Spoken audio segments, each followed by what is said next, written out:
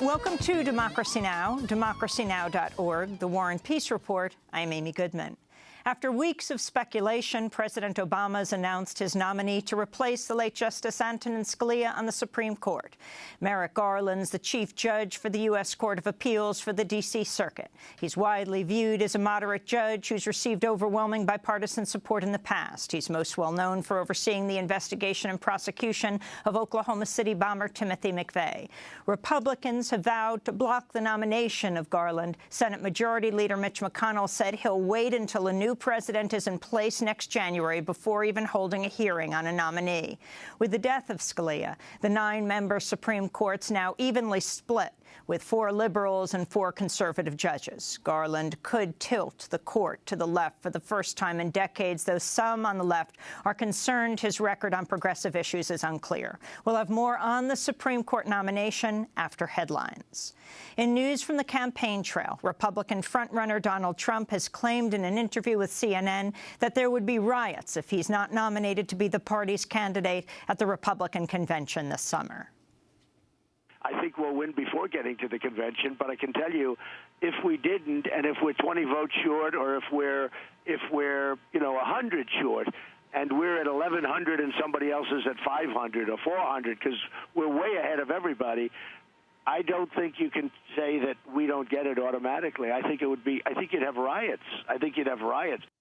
Donald Trump currently has 673 delegates, the most of any Republican candidate. He needs to secure 1,237 to win the nomination outright. This comes as a British research organization has ranked the possibility of a Donald Trump presidency as one of the top 10 risks facing the world.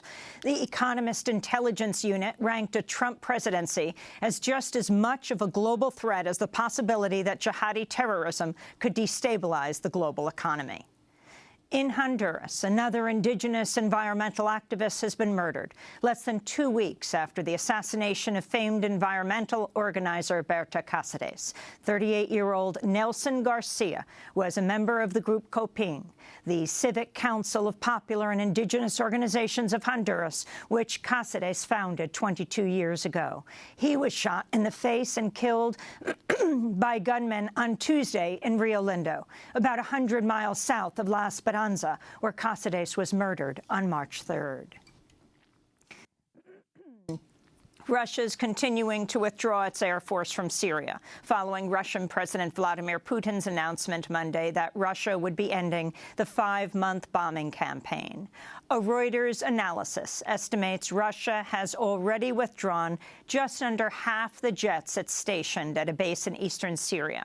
The U.S.-led coalition, meanwhile, has continued to launch airstrikes against ISIL inside Syria. This comes as the Syrian Kurds have declared a semi-autonomous federal region in northern Syria as the group pushes for self-administration under a future decentralized government. The announcement comes in the midst of UN-sponsored peace negotiations in Geneva. The Syrian Kurds have been excluded from the talks. Meanwhile, in Turkey, a breakaway faction of the Kurdistan Workers' Party has claimed responsibility for Sunday's car bombing in Ankara, which killed 37 people. The faction, the Kurdistan Freedom Hawks, said the attack was in retaliation for Turkish military crackdowns in the majority Kurdish communities in the southeast. In Nigeria, 2 suicide bomb attacks killed 22 people Wednesday at a mosque in the northeastern Borno state. The Nigerian military says the attack was carried out by 2 female suicide bombers. It struck the mosque during morning prayers. No one's claimed responsibility for the attack, but Borno state has been the center of attacks by Boko Haram in recent months. In Qatar, a prominent poet has been pardoned and released from prison after serving more than 3 years for writing and reciting a poem inspired by the Arab Spring. Rashid Al-Ajami was jailed in November 2011 after a video surfaced of him reading a poem entitled Tunisian Jasmine, which celebrated Tunisia's popular uprising. He was charged with insulting Qatar's ruling emir and, quote, inciting to overthrow the ruling system. In Brazil, President Dilma Rousseff has appointed her predecessor, Luiz Inácio Lula da Silva, to be her chief of staff in what she says is an effort to strengthen her government. A judge then released secretly recorded phone calls between Rousseff and Lula, which members of the opposition say demonstrate the appointment was actually intended to shield Lula da Silva from prosecution on corruption charges. Rousseff is currently facing impeachment proceedings. The political turmoil has sparked massive protests across Brazil. In Texas, an off-duty suburban Dallas police officer has been arrested on charges of murder after fatally shooting 16-year-old Jose Raul Cruz on Sunday night. Authorities say Officer Ken Johnson was off-duty when he thought he saw a car being burglarized in the parking lot of his apartment complex. This set off a car chase, which ended with Officer Johnson killing Cruz and shooting another teenager, Edgar Rodriguez, in the head. Rodriguez survived. Authorities have not said whether either of the teenagers were armed. The University of Puerto Rico remains shut down in a 3-day student strike and protest over austerity cuts. Student activist Gabriel Casal Nazario spoke at one of the university's blocked entrances. Students decided to shut down the university. In a general assembly we held the 15th, Tuesday 15th, in a historic assembly where there were more than 4,000 students and we filled more than 13 amphitheaters. We decided that it is necessary to shut down the university because in the past 5 years they have cut more than $542 million from our budget, and it's affecting us. Every semester there's less classes, there's less professors, and we as students have decided to take a stand. Meanwhile, at University of California, Davis, a student sit-in outside the chancellor's office is entering its 6th day. The students are demanding Chancellor Linda Katehi resign over her involvement with private corporate boards, including the for-profit college DeVry University, the expensive textbook maker Wiley & Sons, and the controversial Saudi school King Abdulaziz University, which has been accused of paying for affiliations with top professors in efforts to boost its global rankings. Protesting graduate student Brandon Buchanan spoke from the sit-in. We, the occupiers of Merrick Hall, call for the resignation and/or firing of Linda B. Katehi, our chancellor. This chancellor has proven time and time again, from DeVry University to King Abdulaziz University to Wiley & Sons Textbook Co., that she doesn't make decisions based on student interests. This isn't new for her. This is old hat.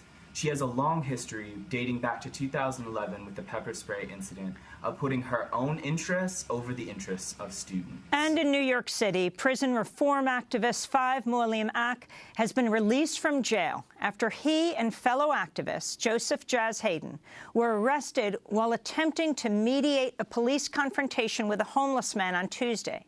The arrest came after, well, only moments after Mualimm-AK and Hayden left a book launch event at Soros Open Society, where Mualimm-AK had read his essay, Hell is a Very Small Place, about his 5 years in solitary confinement. Mualimm-AK spoke after being released on Wednesday night.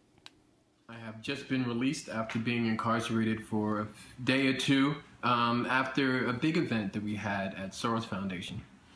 The other night, we had a big book launch, Hell is a Very Small Space, with Solitary Watch and Soros Foundation. And when we came outside, Joseph Jazz Hayden, who is the founder of Incarcerated Nation Corporation, our collective of projects, was videotaping an arrest of an emotionally disturbed person. And I felt committed because I'm on the mayor's behavioral health task force, and we've created a system to basically avoid the occurrences that a person has going through the system. There's a special way to treat people with emotional disturbances that was not being respected that night. Jazz being arrested, I stepped in to not intervene, but to try to mediate the problem, and was arrested, accosted, assaulted, injured to the point that I'm getting medical attention, and we will be defending the charges that are placed against us. To see an extended interview with Mualimm-AK and Jazz Hayden after their release from prison, go to democracynow.org. And those are some of the headlines. This is Democracy Now!, democracynow.org, The War and Peace Report. I'm Amy Goodman.